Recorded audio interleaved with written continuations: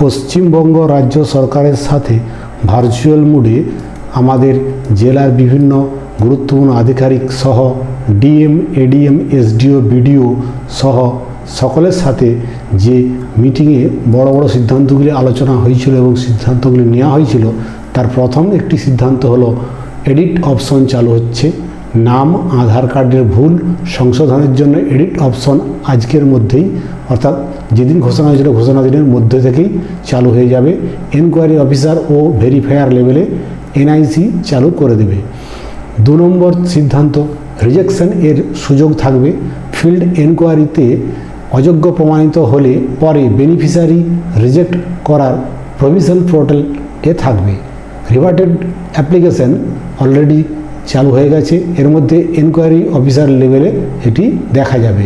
3 নম্বর যে সিদ্ধান্ত ছিল, কারা আবেদন করতে পারবে না, AAW অর্থাৎ অঙ্গনওয়াড়ি ওয়ার্কার এবং অঙ্গনওয়াড়ি হেল্পার যারা, তারা এই আওতায় আসছে না। আশা ওয়ার্কার যারা, তাদেরও কিন্তু হচ্ছে না। সিভিক ভলেন্টিয়ার, প্যারা টিচার, তারা যেহেতু সরকারি খাতে অনারিয়াম পান, তাই আপাতত তাদের আবেদন অ্যাপ্রুভ হবে না, পরে অর্ডার না আসা পর্যন্ত স্থগিত।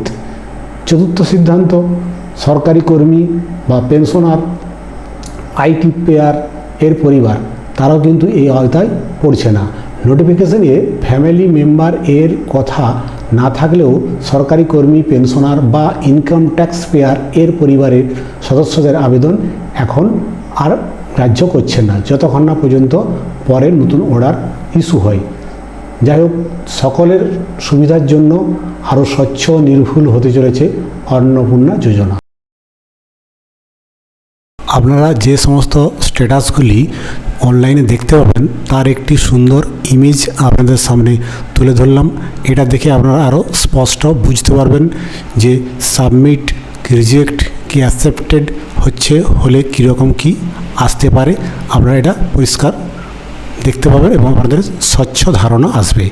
এর সাথে সাথে আরও একটি ইমেজ আপনাদের সামনে রাখলাম, যেটা অ্যাকসেপ্টেড বা রিজেক্ট বা যাই হোক না কেন হলে এরকম ধরনের আপনারা একটি ছবি দেখতে পাবেন, যেটা দেখে আপনারা অবশ্যই নির্ধারণ করতে পারবেন যে আপনাদের দরখাস্তটি বা আপনাদের আবেদনটি গ্রাহ্য হয়েছে না হয়নি বা কোন পর্যায়ে আছে। Thanks to all.